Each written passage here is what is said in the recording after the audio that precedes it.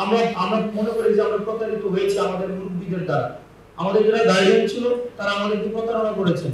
একটা বিপ্লবী সরকার হওয়ার কথা ছিল, রেভলিউশনারি স্পিরিট থাকার দরকার ছিল, কিন্তু কোনো না কোনো ভাবে এই গভর্নমেন্টের মধ্যে কনস্টিটিউশনাল ব্যুরোক্রেসি এখানে পেনিট্রেট করে দেওয়া হয়েছে।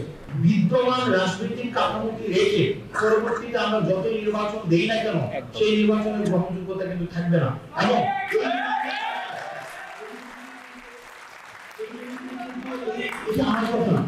এটি আমার কথা না, এই কথাগুলো ফেসিবাদ বিরোধী আন্দোলনে যারা ছিল তার তৎকালীন সময় একটা উল্লেখযোগ্য ভূমিকা পালন করেছে বিএনপি কিন্তু গত 16 বছর ধরে এই কথাগুলোই বলে আসছে যে বিদ্যমান সংবিধান রেখে, বিদ্যমান হচ্ছে নির্বাচন কাঠামো রেখে, বিদ্যমান হচ্ছে যে প্রশাসন রেখে আমাদের কখনোই যে নির্বাচন হবে সেই নির্বাচন কখনোই প্রাইভেসি ভিতরে কোনো ইলেকশন হবে না। সুতরাং এটির জন্য আমাদের রাষ্ট্র কাঠামোর একটা ব্যাপক ধরনের পরিবর্তন প্রয়োজন।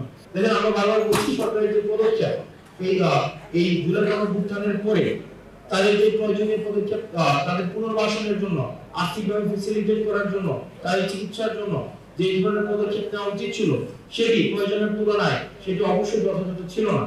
একটা বিপ্লবী সরকার হওয়ার কথা ছিল, রেভলিউশনারি স্পিরিট থাকার দরকার ছিল, কিন্তু কোনো না কোনো ভাবে এই গভর্নমেন্টের মধ্যে কনস্টিটিউশনাল ব্যুরোক্রেসি এখানে পেনিট্রেট করে দেওয়া হয়েছে।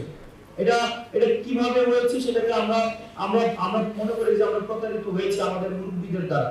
আমাদের যারা গার্ডিয়ান ছিল তারা আমাদেরকে প্রতারণা করেছেন। তারা এই কনস্টিটিউশনাল ব্যুরোক্রেসির মধ্যেও শহীদের পুনর্বাসন, আহতদের পুনর্বাসন এবং শহীদের যে আর্থিক যে ক্ষতিপূরণ দেওয়ার যে প্রক্রিয়াটি সেটিকেও সেখানে তারা হচ্ছে এক ধরনের ব্ল্যান্ড করে ফেলেছেন। শহীদ পরিবার এবং আহতদের যে পুনর্বাসনের প্রক্রিয়াটি এটি দ্রুতগতিতে করতে হবে, না হয় এই সরকার যত ধরনের পদক্ষেপ দিচ্ছে না কেন সেগুলো দিন শেষে কোনো না কোনো ভাবে এই পদক্ষেপগুলোর উপর একটা প্রশ্নবোধক চিহ্ন থেকেই যাবে। আপনারা যদি মনে করে থাকেন যে ব্যাকডোর চ্যানেল দিয়ে আওয়ামী লীগের সাথে সমঝোতা করবেন, তাদের বিজনেসের আপনারা অংশ হবেন, তাহলে আপনারা মাথায় রাখবেন উই আর অলরেডি শহীদ।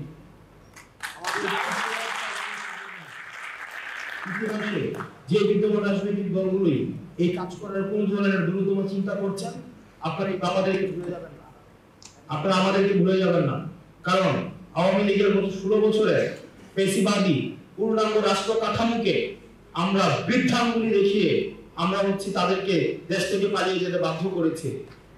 আমরা আপনাদেরকে সম্মান রেখে বলতে চাই, আপনারা যে ব্যাংকগুলোতে সমঝোতার রাজনীতি করে যে ধরনের বক্তব্য দিচ্ছেন আওয়ামী লীগের পুনর্বাসন, সেই জিনিসগুলোকে আমরা সন্দেহের চোখে দেখছি।